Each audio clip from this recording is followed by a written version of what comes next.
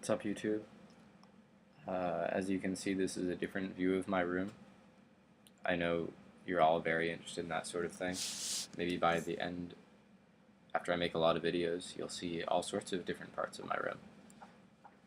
We'll find that out later.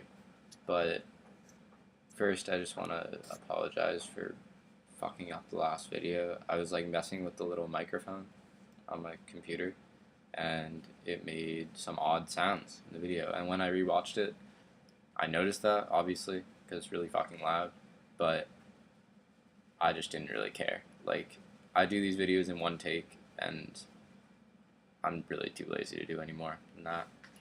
Someday I want to do some, like, video editing, get some pictures and, like, other fun shit in here. But for now, sorry.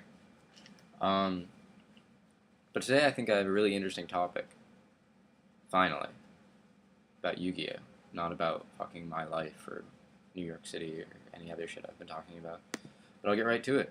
I recently read a thread on Duelist Grounds. To adjust this. Thread on Duelist Grounds, and it was a link to an article on Magic the Gathering. And that article is called How to Win When You Draw Terribly, which everyone would like to be able to do, right? Even though it's about Magic, I feel like a lot of the things can still apply to Yu-Gi-Oh!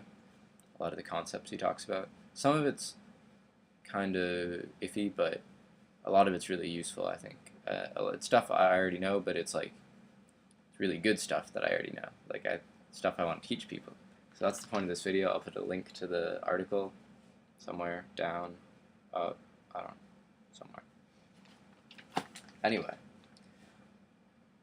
The general philosophy is like you force your opponent to make mistakes, or you let them make mistakes, instead of trying to play perfectly. Or like even when you draw a really bad hand, you can play out of it sometimes because you'll bluff your opponent, or they'll be really bad and make mistakes.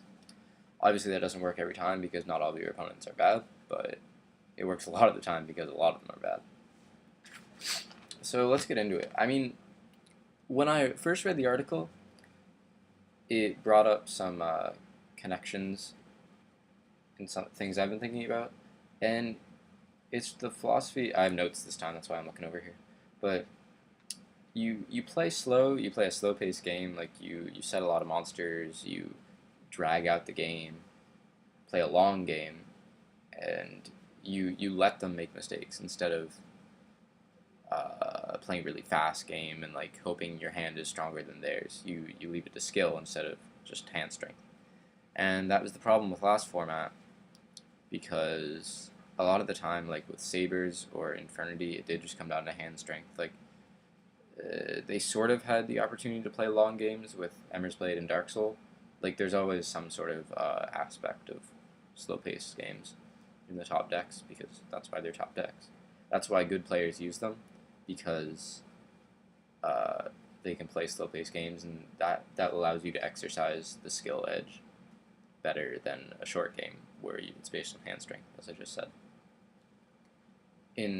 So last format, like you had Frog FTK, like you just had to go for it. Like there was no sense in playing a slow game. Like an important thing to realize is when you have a lot of really broken cards, that slow-paced deck, like Quick Draw or, I don't know, other slow-paced decks, zombies, those aren't really viable anymore, because there's just too much broken stuff that can run you down when you when you're just like setting passing. Like Infinities, they'll just Miststorm you. X-Sabers can get huge advantage off Full Helm or Fall Troll plays. Like, it just doesn't make any sense to play a slow-paced deck if there's faster, broken stuff available. But in the new format, there's not as much of that, so I feel like slow-paced decks might be viable again. And that's why I've been testing Quick Draw a lot online. And I think that's what I'm going to play for Toronto, tentatively. Hopefully no one I play watches my videos. But I only have like 40 subscribers. What are the chances of that? Not very good, is the answer. But yeah, a general philosophy. Notepad again. More turns means both players are going to see more cards, means both players are going to have more options with their cards, which then as a fourth level shit, that means both players have more chance to fuck up the game. Like, they both have more chances to make mistakes.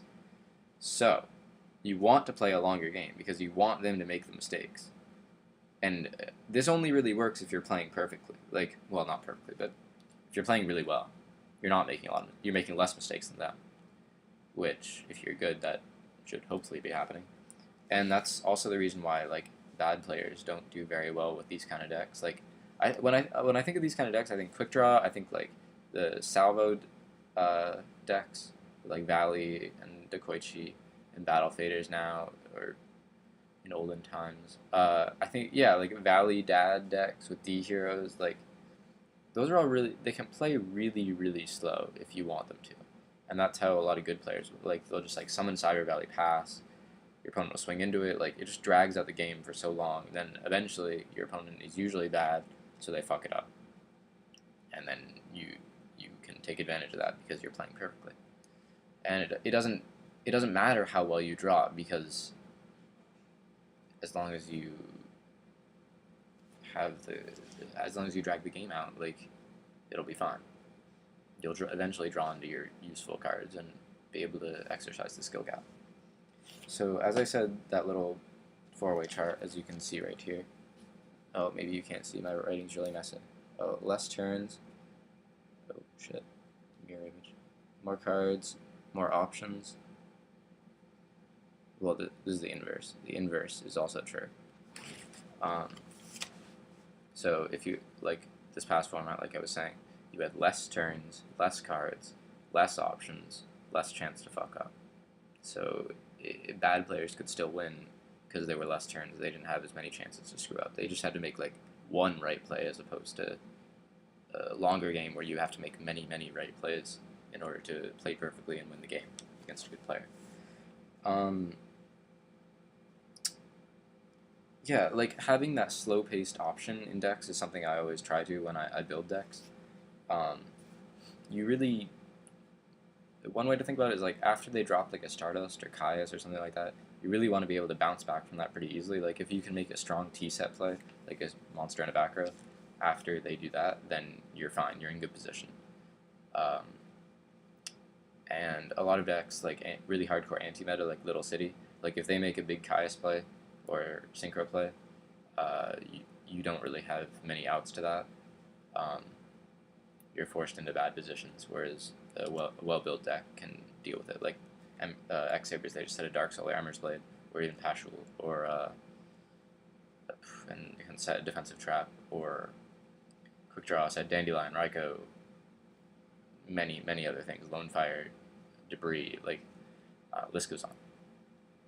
But slow-paced games, good for good players, bad for bad players. So it benefits good players. That's a good thing, great thing. That's what we want to see in this game, like good players winning because of their skill. So that's why longer games, slower decks are good for the game. Because bad players can't use those decks to their full potential, as I just said. They'll either try to rush really early, which just isn't the optimal way to play the deck, or they'll force themselves into the long game, or the good player will force them into a long game, and then they'll make more mistakes, so they'll lose.